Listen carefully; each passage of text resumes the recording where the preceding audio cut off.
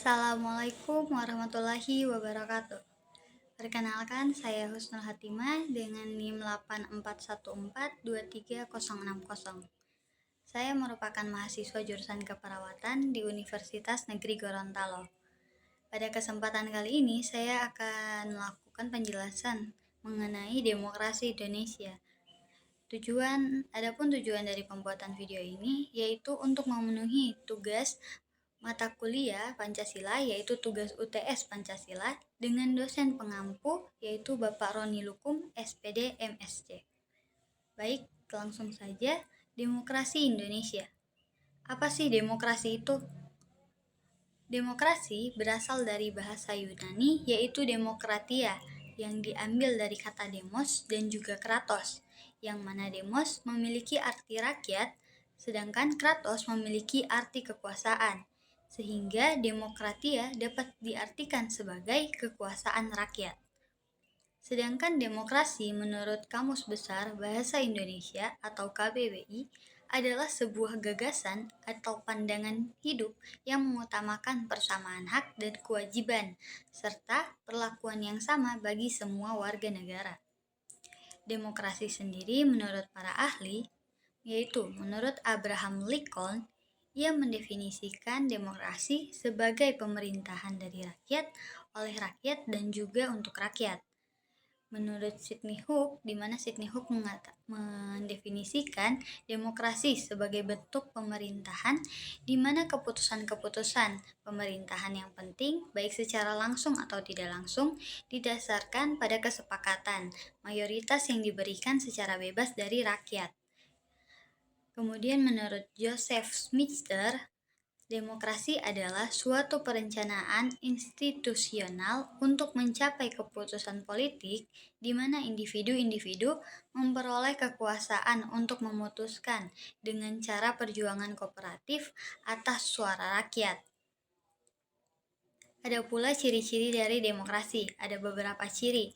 Yang pertama, ciri pemerintahan ialah pemerintahan yang didasarkan pada kehendak dan juga kepentingan semua rakyat.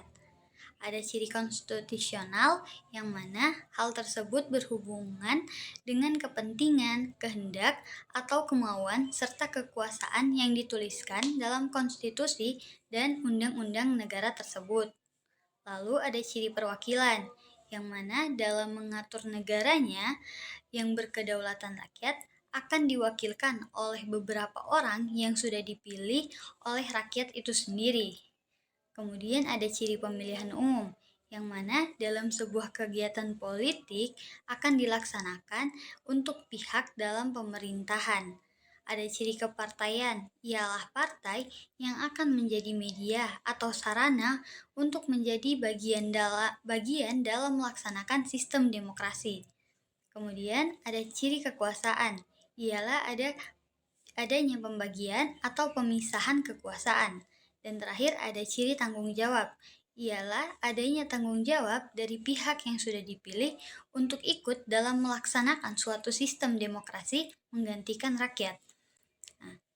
Prinsip-prinsip demokrasi diterangkan oleh Jim Lee Asidik dalam Hukum Tata Negara, dan pilar-pilar demokrasi. Ada 3 prinsip demokrasi, yaitu pertama, kebebasan atau persamaan. Kebebasan ini dianggap sebagai sarana mencapai kemajuan dan memberikan hasil yang maksimal dari usaha yang dilakukan tanpa pembatasan dari penguasa. Kemudian kedua, ada kedaulatan rakyat, yang mana dalam konsep kedaulatan rakyat, kehendak rakyat dan juga kepentingan rakyat merupakan hakikat yang paling utama.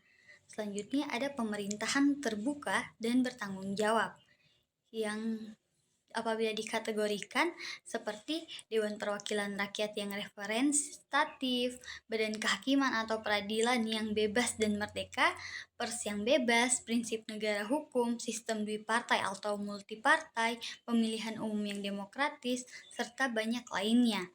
Kemudian ada fase demokrasi di Indonesia. Fase demokrasi ini terbagi atas 4 masa. Yang pertama yaitu masa demokrasi parlementer yang terjadi pada tahun 1945 hingga 1959. Di masa ini, peranan parlementer dan partai sangatlah menonjol.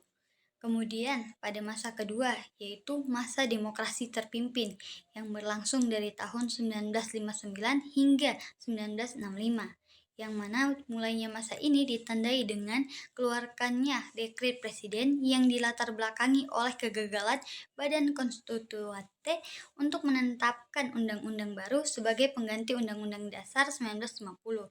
Dan akhir masa ini yaitu ditandai dengan peristiwa G30 SPKI. Kemudian ada masa ketiga, yang mana ini masa demokrasi Pancasila Orde Lama yang berlangsung sejak 1965 hingga 1998. Secara garis besar, masa ini menggunakan landasan demokrasi konstitusional yang menonjolkan sistem presidental. Lalu yang terakhir yaitu masa demokrasi pasca reformasi yang berlangsung sejak tahun 1998 hingga sekarang ini. Pada masa ini, Indonesia cenderung mengalami banyak perubahan, seperti banyak partai politik yang bermunculan dan pemilihan umum yang dilaksanakan secara rutin. Ada pula beberapa implementasi demokrasi dalam masyarakat, seperti pemilihan umum, partisipasi masyarakat dalam pemerintahan lokal, kebebasan berbicara dan berkumpul, hak untuk mengajukan petisi, kerjasama dalam pengambilan keputusan, dan kegiatan kemasyarakatan.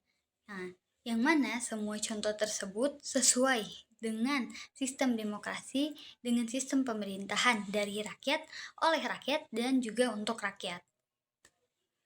Baik, sekian penjelasan dari saya.